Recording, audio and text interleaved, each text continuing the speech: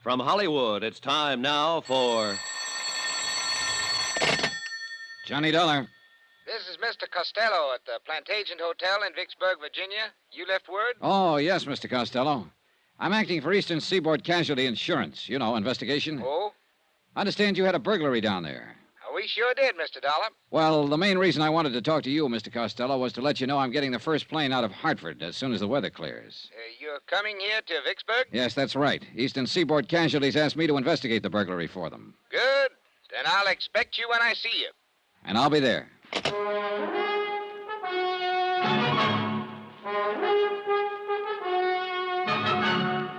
Tonight and every weekday night, Bob Bailey in the transcribed adventures of the man with the action-packed expense account, America's fabulous freelance insurance investigator. Yours truly, Johnny Dollar.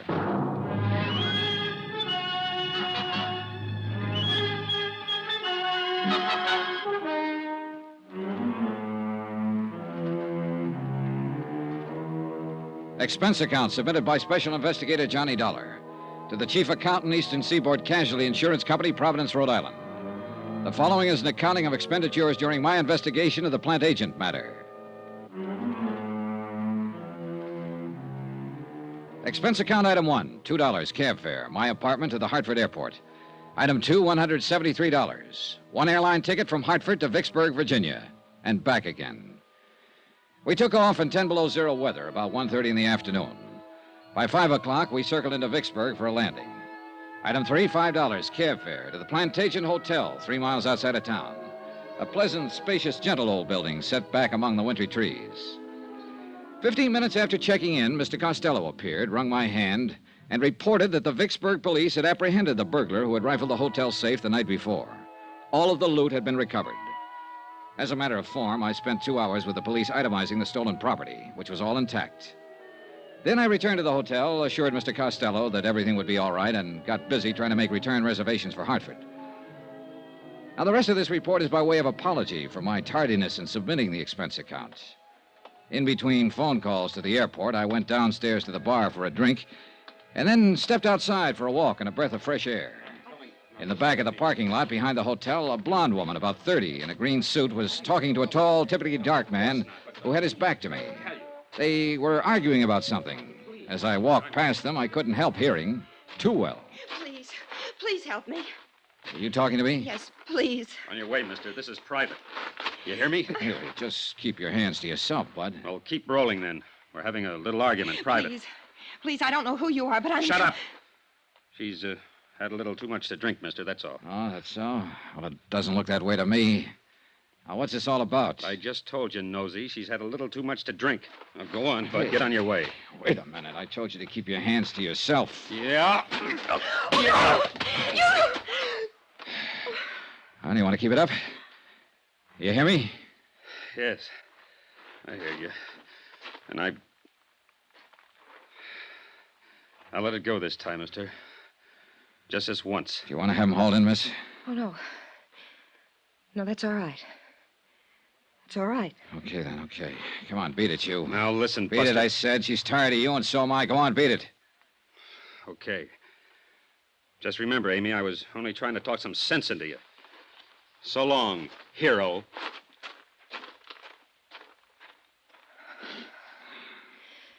Thanks. Thank you very much. That was awfully kind of you. Okay, did he hurt you? Yes. Where it hurts the most, I guess. I'll never get accustomed to being disappointed in people. Oh, well, he didn't look like your type anyhow. So why don't you just... Oh, I'm sorry. Hey, look now. This is just the end of everything. Everything. Yeah, I know. Well, maybe it looks that way, but maybe it isn't. I'm sorry. I'm very sorry to have caused you all this trouble. Well, that's okay. It must look rather cheap and dingy. I mean, I don't know what I mean. Well, look, let me ask you something. Did you really have too much to drink tonight? No. No, I only had one drink with him. All right, then maybe you'll let me buy you one. How about it? You're very kind. You look like you should be with someone for a little while right now. So what do you say? How about it? You're a very kind man.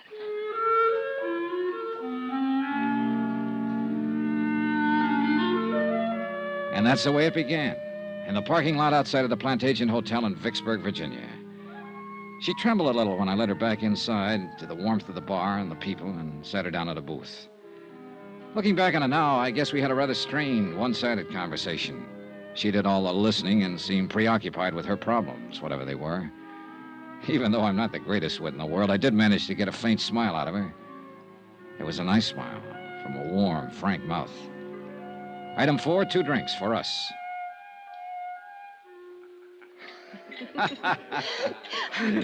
That's cute. Hey, see there? Next thing you know, you'll be telling me a joke. Oh, that reminds me. That reminds me of another one. It's one of the oldest and most respected jokes in the country. You probably heard it 1,000 times. It seems 10 men were standing in the rain under an umbrella, and none of them got wet. Well, just about then, a fellow walked up. You've been very, very kind to me. Thank you again. Well, I'm glad you feel better. Miss, Are you, from here in Vicksburg? No, my home's in Hartford, Connecticut. I flew down here this afternoon on business. I'm waiting for a flight out. Oh. What's your name? Johnny Dollar. Thank you again, Johnny Dollar. Hmm? Thank you for not asking me my name. For not asking me about the man in the parking lot. For not asking me to explain what my trouble is. Thank you, Mr. Dollar. And thank you for sitting here with me this little while and trying to make me laugh. You really feel all right now, huh? Yes, I think so. Good, that's swell. Because I wouldn't want to let you go if I thought you were going to step outside and start crying again. No. No, I won't do that, I promise. You sure? Positive. Okay. Ah, you want one more for the road? Oh, thank you, but I'd better not, Mr. Dollar. I really should be getting home. Well, will everything be all right at home? What? Oh, yes. He wasn't my husband, or my boyfriend, even. He won't bother me. Okay, then. Here, let me help you on with your coat. Thank you. There you are. You have a car? No, I'll get a cab. There's always one out in front. Good, I'll help you. Thank you. Say, look, I'm going to tell you something. I'm staying here in Vicksburg at the Plantagent, and I doubt if I'll be able to get a plane out tonight. Probably not until tomorrow sometime. So, look, if you need me for any reason at all, why don't you just call me? Okay? Yes. Thank you. Good. Cab, taxi. You're still worried about him, aren't you? Why do you say that? The way you looked around when we stepped outside here just now? Would you like me to see you home? Oh, no, thank you. You've done enough already. And about him, I made a mistake, that's all. Oh, we all make mistakes, so forget about it. Well, I'm afraid this one can't be corrected very easily. But here's my cab. Good night, Mr. Dollar. Good night. You and I will probably never meet again. But I shan't forget your kindness. Thank you. Okay, good night. Downtown, please. I hope you have a nice trip home, Mr. Dollar. Hey, whoa, driver, hold it. Hey, anything wrong? What is it? I don't know. I have the strangest feeling. Wait a minute, driver. Hey, look, do you feel all right? You're shivering. Yes, I know Oh, it hurts. Oh, what hurts? Hurts. I didn't think he... What is it? What can I do? Help me. Please, Mr. Dollar. Help me. Let's go, driver.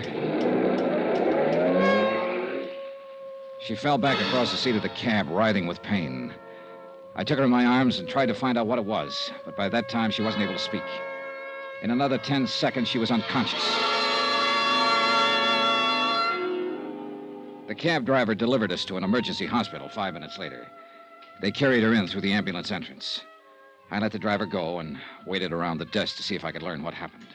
Just waited. Vicksburg emergency. Waited. One moment, please. Go ahead, please. Vicksburg emergency. Not at this time of the night, sir. You'll have to call first thing in the morning. I'd suggest any time after 7:30. Yes, sir. Yes? Hey, look, would it be all right to go back and talk to the doctor now? I'm afraid not, sir. Well, Could you bring him out here? I've been waiting for quite... I'm sure he'll be out in a very short while. He knows you're waiting to talk with him. I thought maybe he forgot me. No, sir. I just want to make sure she's all right. The doctor will be out. Vicksburg Emergency. Just a moment, I'll connect you. Go ahead, please. Has she had many of these attacks, sir? Oh, I don't know. I just met her. Oh. Well, if you'd like, we could call you at home and let you know how she is. This isn't my home. I'm on my way out of town as soon as I can get a plane. I'll wait. Certainly. Excuse me. Yes, doctor. Yes, he's right here. Yes, sir, thank you. The doctor will see you now, sir. Good, thanks. End of the hall, room 111. Okay, thank you. I don't know what it was or why that hallway looked so long to me. Call it an old-fashioned premonition or what have you. That's what I had walking down the hall to see a doctor about a girl I'd known only a few minutes. There were 3 people in the room, 2 doctors in their white clothes and a nurse. I can still see the light burning above their heads, the way they looked tired, exhausted. All 3 of them had been working very hard. Doctor? Yes? Oh, you're the man who was with her. Yeah, that's right. How is she? When did this happen? About a half hour ago, I put her in a cab at the Plantagent Hotel, and she complained of feeling sick. So I brought her here, but she lost consciousness in the cab. I see.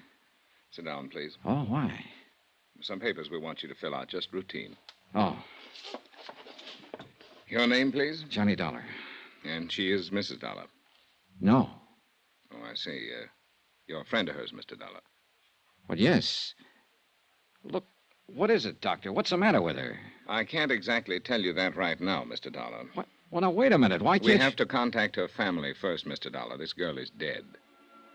Now, if you're willing to fill out... Picture it. Yourself in my position, I mean. I'd known the girl only a few minutes. I didn't even know her name. Yet somehow I'd become closely involved with her. Too much so, I guess. All I knew about her was that she was someone who had died while asking me to help her. Under the circumstances, what would you do?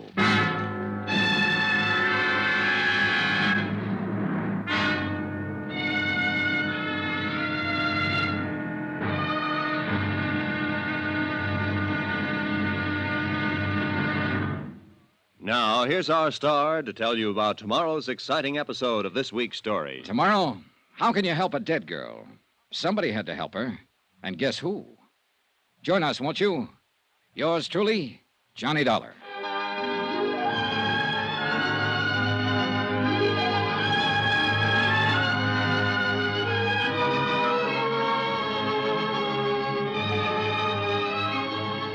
Yours truly, Johnny Dollar, starring Bob Bailey, is transcribed in Hollywood, written by John Dawson. It is produced and directed by Jack Johnstone.